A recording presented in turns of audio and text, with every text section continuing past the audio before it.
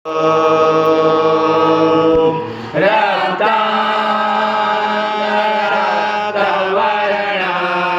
पद्मनेत्र सुवास्यवदना कंठाटोपी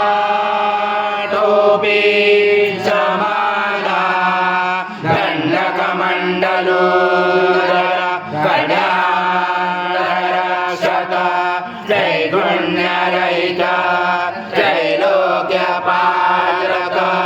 विश्वनायक भक्तवत्सल कलियुगे श्री स्वामी समर्थ अवतार धारक भाई मां ब्रह्मानन्दं परमसुखदं केवलं ज्ञानमूर्ति द्वन्द्वातीतं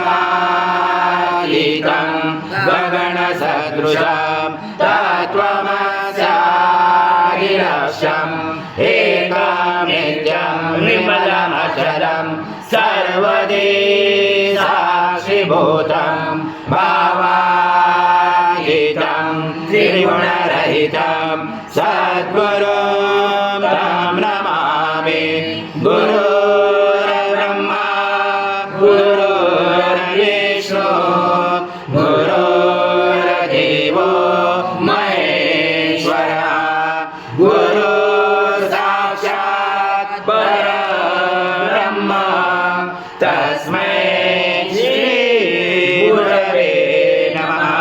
परमं स्नानात् ते प्रगृह्यात् श्री सद्गुरु स्वामी समर्थ महाराज देवताभ्यो नमः। गुरुतः स्नानं समर्पयामि।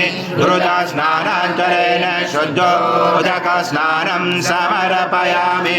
सकल पूजाते सर्वोपचाराते गन्धपुष्पं समर्पयामि। शेषोपचाराते प्रार्थनापूर्वक नमस्कारं करोमि। तं योगनादाय च ब्रह्मा चं विष्णु चं रुद्र चं इंद्र चं अग्नि चं वायु चं सूर्य चं चंद्रमा चं गुरुचरं गणाति पूर्वमुच्चार वराति तदनन्तरम् अनुस्वार परतरा कारेण रुचितम् एतत्त्वमनुस्वरूपं सकार पूर्वरूपं सकारो मध्यमरूपम् अनुस्वार चान्तरूपं बिन्दुरुजरूपं नादसञ्जानं सहिता सन्धि सहिषा गणेश विद्या गणकरोचेन चोद्गायत्री छन्द गणपति दैवता ॐ गणपते नमः। एकदन्ताय विद्महे वक्रतुण्डाय धीमहि तन्नो दन्ती प्रचोदयात्। ॐ पूर्णब्रह्माय विद्महे परमहंसाय धीमहि तन्नो स्वामी प्रचोदयात्। श्री सद्गुरु स्वामी समर्थ महाराज देवताभ्यो नमः। मंत्र पुष्पांजलि समर्पयामि। सद्गुरु स्वामी समर्थ महाराज देवताभ्यो नमः। प्रार्थना पूर्वक नमस्कारं करोमि। हरि ओम तत्स हरि ओम तत्स हरि ओम तत्स। श्री स्वामी समर्थ जय जय स्वामी समर्थ।